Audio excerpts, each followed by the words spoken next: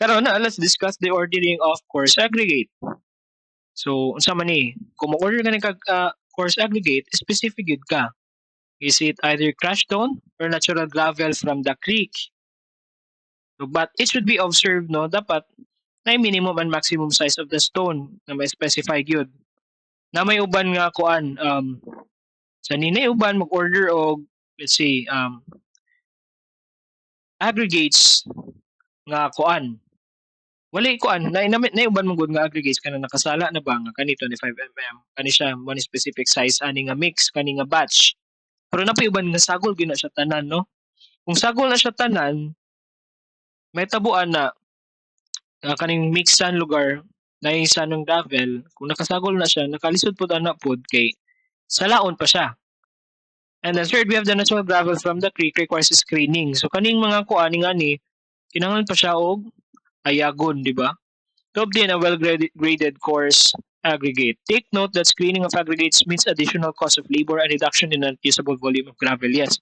Nag-order kay nga nga cubic meter and then iayag ba man nimo na ay mga part ato nga di nimo gamiton, no? Di mo siya gamiton sa kuan construction. So na ginagamay mong volume, not usable volume for that specific order. Okay. So mara to siya, no? Now let's start sa exciting part. Not really the exciting part. Now let's start estimating the concrete. So right now we'll be estimating the concrete slab. But take note, kani siya nga estimation pod ma-apply ni nato sa let's say foundation, and others, no? Na concrete. So quantifying concrete slab. So we have here an example. Okay, diretso example. A proposed concrete pavement has a general dimension of 10 centimeters thick, 3 meters wide, and 5 meters long. Determine the quantity of cement in bags, sand, and gravel in cubic meters required using Class C mixture. Okay, balik ta ni Class C. Pila man to ang kang Class C nga kuan. Tani. So si Class C, 1:3:6. Okay? Ang kang 40 kilograms, 6 ka bags, 50 kilograms, 5 ka bags. Sand and gravel as pareha na sa tanan. Class A, B, C, and AA. 0.5 and 1 cubic meter, respectively. Balik ta sa problem. So si Class C, let me write it here. Class C is 1:3:6. For the 40 kilogram nga bag, ang cement, 6 bags ang kinahanglan. For the 50 kilogram nga bag of cement, 5 bags ang kinahanglan. And then for this mixture, we have the 0.5 cubic meter of sand and 1 cubic meter of gravel. Sige. Unsa may buhaton nato ani? First is, kuha nimo ang pinakauna, always get the volume. Total volume. So, unsaon man nato ni pagkuha? For this example, no, kung ato siyang i-drawing, this is, puta nato, no, we have 3 meters and 5 meters. So, 5 meters and then 3 meters. Karon iyang thickness daw is 10 centimeters. So, take note nga dapat ilang unit, pareha ni kung naka-meter ni sila, dapat naka-meter sad ni. Nga much better naka-meter gyud tanan kay naka-cubic meter man atong sand and gravel. So si 10 centimeters, that is 0.1 cubic 0.1 meters. Okay. So ang thickness niya is 0.1 meters. So nasa thickness 0.1 meters. Karon pila yung total volume? Dali namang volume, length times width times thickness. Ana raman, di ba? Length times width times thickness. So here we have 5 meters, 3 meters times 0.1 meters. So the volume of the concrete is equal to 1.5 cubic meter. Ana na, dali ra. Next. Pila man ang quantities, no? by volume. So by volume, pila man. So natay cement, natay sand, and we have also the gravel. So kanina calculate yung mga volume,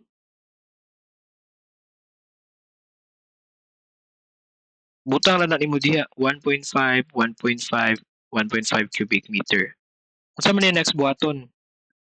Multiply din nimo nino times 6 bags for 40 kilograms, no? Take note, this is for 40 kilograms. And then for the for the sand, that is times 0.5 cubic meter times 1 cubic meter for the gravel. Diba? This is 0.5 and 1. So for the cement TI, kaning specific na concrete pavement, kinahanglan ni taog 9 kabuok bags, 0.75 cubic meter of sand, and 1.5 cubic meter of gravel. So 9 bags of cement, 0.75 cubic meters of sand, and 1.5 cubic meters of gravel. Now, how about if by bags of bags of cement of butang to, this one is bags of 40 kilogram cement. So dali na siya. Ato namang na-solve di ba ang cement is 9 bags. So silang sand o gravel, ano la? We multiply na nimo ani ilang proportion. So 1 is to 3 is to 6 man na. So 9 bags of cement times 3, and then 9 bags of cement times 6. So kung nakasako siya, si sand, kinahanglan taog 27 ka bags or sako ni kuan ni sand, and kung gravel, 54 ka bags. So ingani na siya. No, ingani na siya ka dali. Yan, dali lagi kayo. Ibatas kay discussion and then more the ang calculations. Okay. Now let's quantify the concrete slab. Now we'll have an activity. You are going to answer this, and you're going to submit this as well, no? This is the continuation of the problem nga akong i-calculate earlier. So for this for the problem 1, instead nga 40 kilograms, di ba? There is 40 kilograms man to atong gigamit. Instead nga 40 kilograms, 50 kilograms nga sako ang gamiton. So pila man ang quantities nato. Okay? That is for problem 1.